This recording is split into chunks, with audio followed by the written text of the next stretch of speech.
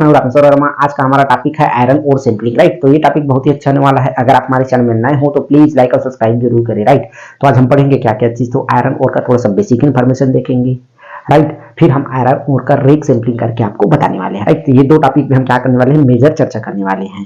तो सबसे पहला टॉपिक होता है बेसिक इन्फॉर्मेशन।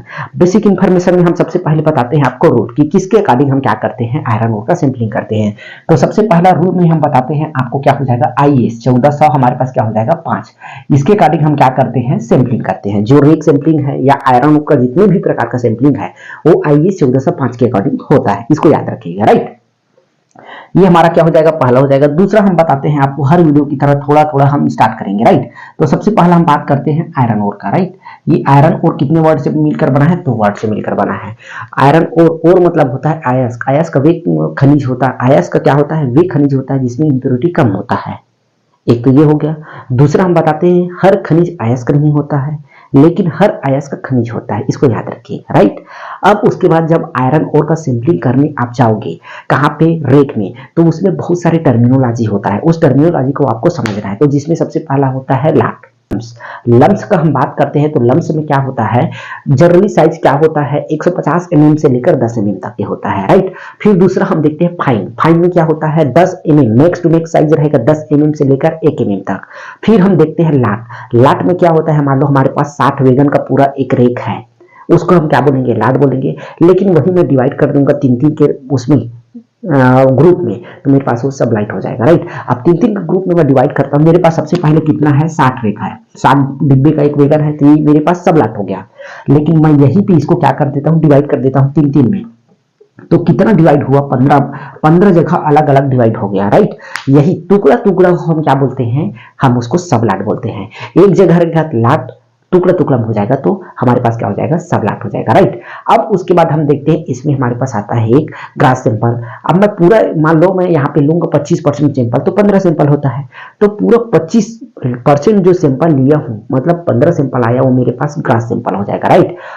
अब उसके बाद हम देखते हैं इसमें क्या चीज होता है, मॉइस्चर का सैंपल होता है। तो मॉइस्चर का सैंपल चाहो तो आप कोनी क्वार्टरिंग के समय ले लो या तो सेपरेट ले लो, ये रहेगा, ठीक है। अब उसके बाद होता है इंक्रीमेंट होता है। इंक्रीमेंट मतलब मैं हर एक जगह से सैंपल ले रहा हूँ, वो मेरा क्या हो जाएगा, इंक्रीमेंट कहलाएगा, राइट। ये सब टर्मिनोलॉजी आपको IS में देखने को मिलेगा, इसको याद रखिएगा। उसके बाद आपको सैंपल लेने से पहले आपको एक स्कूप का जरूरत पड़ेगा, बेलचा का। मैं हर एक वीडियो में इसलिए बताया हूं ताकि आपको कंठस्थ हो जाए, कहीं भी इंटरव्यू दिलाने जाओ, या ये रूल तो आपको आना ही चाहिए। मैं अपने मन से तो बताता नहीं हूं, ये हर वीडियो में दिया हुआ है क्योंकि IS में दिया है, इसलिए हम बता रहे हैं, राइट। इसमें एक बेलचा का साइज है। उसके बाद हम क्या करेंगे, सैंपलिंग करेंगे, राइट। अब इसका मैं क्या करता हूं, थोड़ा सा नामकरण करता हूं ताकि आपको क्या हो जाएगा, क्रिस्टल क्लियर हो जाएगा, है ना। तो देखो ये अलग से इसका क्या दिख रहा है, एक साइज दिख रहा है यहां से यहां तक, इसको मैं क्या नाम देता हूं, A नाम देता हूं, राइट। अब ऐसा सेम यहाँ पे दिख रहा है, यहाँ भी दिख रहा है, यहाँ इसका भी नाम क्या हो जाएगा, D हो जाएगा। तो A बराबर क्या होता है हमारे, D होता है, इसको याद रखिएगा। और यहाँ से यहाँ तक का डिस्टेंस ये होता है B, और पीछे का जो भाग रहता है वो C, और ये हो जाएगा F, राइट। तो मेरे पास ये नामकरण हो गया। और 3 अलग अलग प्रकार का मेरे पास बेलचा होता है, 8 kg का, 4 kg का, 2.5 kg का, सबका साइज अपना अलग अलग होता है, थोड़ा सा समझ लीजिएगा, राइट। अब देखते हैं हमारे पास सबसे पहला कितना kg का हो जाएगा, 8 kg का, फिर 4 kg का, फिर 2.5 kg का। ये 3 साइज तो मेरे पास हो गया, राइट। अब तीनों साइज का मेरे पास क्या क्या स्पेसिफिकेशन है, इसको देखिएगा। तो इसमें मैं देखता हूं A कितना रहेगा, B कितना रहेगा, C कितना रहेगा, और मेरे पास क्या हो जाएगा, F कितना रहेगा। कोई दिक्कत नहीं होना चाहिए। तो A का साइज हम देखते हैं, 8 kg है तो इसमें हो जाएगा 200 mm। यहां से यहां तक का साइज क्या हो जाएगा, 200 mm। फिर हम देखते हैं B का, यहां से यहां तक का साइज कितना हो जाएगा, 200 mm। ये कौन सा उसमें है, तो ये 8 kg केस में है। अगर आपको mm में बोला तो क्या हो जाएगा, 200 mm। सेंटीमीटर में बोला तो 20 सेंटीमीटर। और C हो जाएगा 100, राइट, 100 mm हो जाएगा। वहीं पे हमारा अगर हैंडल का बात करते हैं यहां से यहां तक का, तो ये 440, ठीक है। ये आपको हो सकता है पूछे ना पूछे, कोई दिक्कत नहीं है, लेकिन आपको आना चाहिए, राइट। तो ये 8 kg केस में 200, 200, 100, 440 सब mm में रहेगा, इसको याद रखिएगा, ठीक है। अब हम जाते हैं 4 kg केस में। अब 4 kg केस में देखते हैं तो हमारा 175 रहेगा, क्या चीज, mm रहेगा, A का, राइट। इसका रहेगा 120 mm, इसका यहाँ पे रहेगा 100 mm, राइट। और यहाँ पे हमारा एफ क्या रहेगा 350 mm। जो बेट का हैंडल कितना रहेगा 350 mm रहेगा। 2.5 kg में जाते हैं तो यहाँ भी हमारे पास क्या हो जाएगा 175 mm रहेगा ए का। यहाँ हमारे पास क्या हो जाएगा 175 mm। और फिर हम बी का देखते हैं तो यहाँ पे भी चौड़ाई इसका क्या हो जाएगा 120 mm रहेगा। ये पीछे हम देखते हैं तो ये थोड़ा सा कम चौड़ा रहता है, ये हो जाएगा 65 mm, राइट। और पीछे जो हैंडल रहेगा 350 mm। ये इस प्रकार से हमारे पास 3 स्कूप दिया हुआ है, तीनों का अलग अलग साइज है और तीनों का अपना हम इसको आइडेंटिफाई कर दिया। ए है तो 200, 200, 100, 440। बी है तो 175, 120, 100, 350।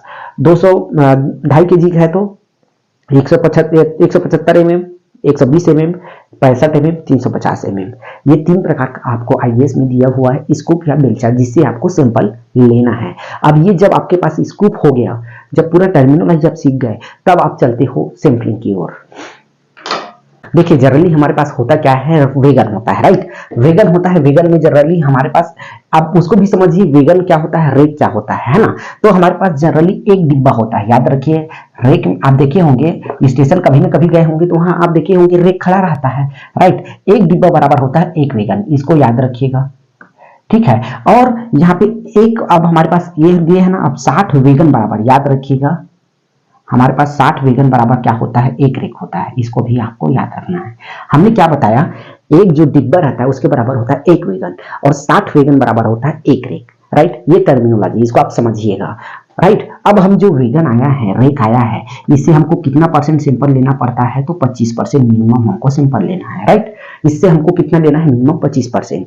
अब 25% लेना है तो हमको कैसे पता चलेगा, मान लो मेरे पास 60 क्या है, 60 डिब्बे का वो है, 60 वेगन का रेक है, तो इसका मैं 25% निकालता हूं तो मेरे पास कितना आता है, 15 आता है। मतलब मेरे को 15 सैंपल लेना पड़ेगा या 15 उपलाट में डिवाइड करना पड़ेगा। इसको आपको याद रखना है, 15 उपलाट में मेरे को क्या करना होगा, डिवाइड करना होगा।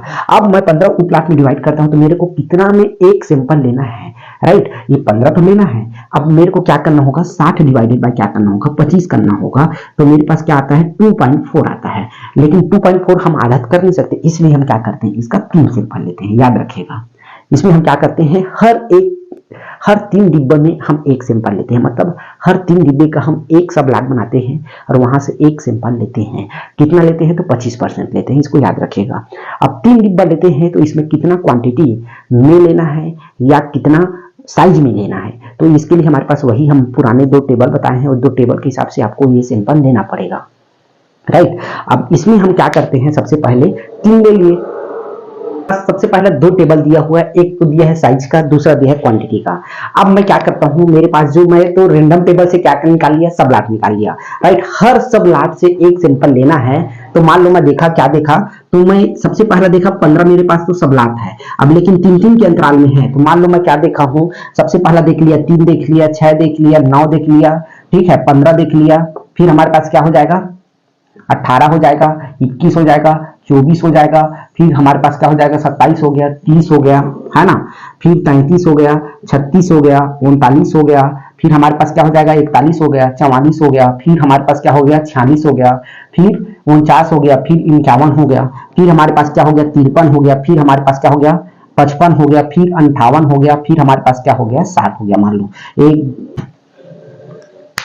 ठीक है। इस प्रकार से आपको क्या करना होगा, लाट में डिवाइड करना होगा, राइट। हमने ये आगे और ज्यादा ही कर दिया है, लेकिन आपको 15 करना है तो आपको देखना होगा कि किसमें कितना कितना आना चाहिए, राइट। तो इस प्रकार से आपको 15 सब लाट में डिवाइड करना है। जब सब लाट में डिवाइड कर दिए, ये किसके हिसाब से, आईएएस 436 पार्ट 1 के हिसाब से आपको रैंडम टेबल लेना होगा।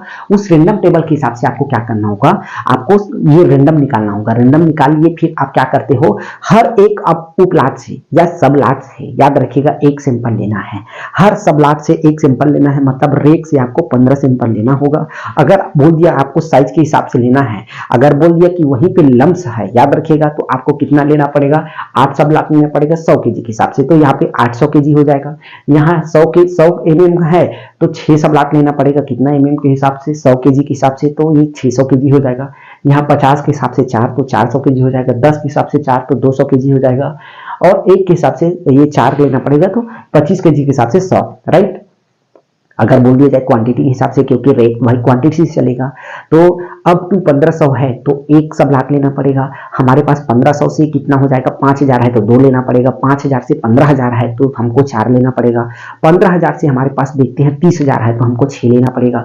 30000 से 45000 तक की है तो हमको 8 लेना पड़ेगा। 45000 से 70000 तक की है तो 10 लेना पड़ेगा। 70000 से 1 लाख तक की है तो हमको 12 लेना पड़ेगा। 1 लाख 1 से लेकर, याद रखिएगा इस बार 1-1 लाख रहेगा ना, 1-1 रहेगा। 1 लाख 1 से लेकर 1,50,000 तक की है तो हमको लेना पड़ेगा 15, और उसके बाद 1,50,000 1 से लेकर 2 लाख तक के है तो 18, और उसके बाद 1,50,000 से हमारे पास 2 लाख से हमारे पास क्या हो जाएगा, 2,50,000 तक 21, और 2,50,000 1 से लेकर अबव तक के हमको 27 सैंपल लेना पड़ेगा। इसको याद रखिएगा, राइट। तो सबसे पहले हम क्या करते हैं, इसको डिवाइड करते हैं, फिर एमएयू तैयार हुआ है वहां पे आपको बताएंगे कि इस प्रकार से सैंपल लेना है करके, तो वहां आपको सैंपल लेना है, राइट। तो इस प्रकार से आपको लगभग मिनिमम आपको 15 सैंपल लेना ही पड़ेगा। इसको आपको याद रखिएगा, किसमें, तो वेगन सैंपल में, राइट। तो हमने आज क्या क्या देखा, तो हमने आज पूरा क्या देखा, आयरन ओर का बेसिक इंफॉर्मेशन देखा, इसका टर्मिनोलॉजी देखा, स्कोप देखा, फिर हम इसमें लास्ट में वेगन सैंपलिंग देखे। तो वेगन सैंपलिंग में हमको क्या करना है, सबसे पहले तो लाख को उपलाख में डिवाइड करना है, सब लाख में डिवाइड करते हैं और 25% इसमें सैंपल लेते हैं। तो 25 सैंपलिंग हमारा किस में होता है, तो लगभग 15 सैंपल हमको लेना पड़ेगा हर वेगन, मतलब हर एक रेक से, मतलब एक रेक से आपको 25% लोगे तो 15 सैंपल होता है। अब सैंपल किसके अकॉर्डिंग लेना है, टेबल 1 या टेबल 2, साइज के हिसाब से या क्वांटिटी के हिसाब से, तो वहां पे आइडेंटिफाई होगा, उसके हिसाब से आपको सैंपल लेना है। अगर आपको बोलता है लंब के हिसाब से लेना है, 100 mm है तो 8 सब ब्लॉक बनाना पड़ेगा एक उपलाट से, फिर उसको आपको सैंपल लेना पड़ेगा। लेकिन जनरली हमारे पास यहाँ पे क्या हो जाता है, इसके हिसाब से हमको सैंपल हम ले लेते हैं, कोई दिक्कत नहीं होता है, राइट। तो आप क्या करोगे, सैंपल लेने के पहले थोड़ा सा क्लीन करोगे, क्लीन करने के बाद आपको क्या करना है, अच्छे से स्कूप से आपको नया फ्रेश बैग में आपको क्या करना होगा, सैंपल लेना पड़ेगा, राइट। फिर आप क्या करते हो, सील करके रखते हो, फिर लेब ले आते हो, राइट। तो ये पूरा प्रोसीजर करना है किसमें, रेक के केस में, राइट। तो हमने लगभग आयरन ओर में ट्रक, सीप और कन्वेयर बेल्ट आजा हो गया रेक का। अब हमारे पास बचता है केवल स्टॉक पाइल का बचता है और एक ब्रेक का बचता है, राइट। तो ये 2-3 टॉपिक बचा है, बाकी हमारे पास सैंपलिंग पूरा क्या हो जाएगा, खत्म हो जाएगा, राइट। तो आज के लिए बस इतना ही, तब तक के लिए थैंक यू।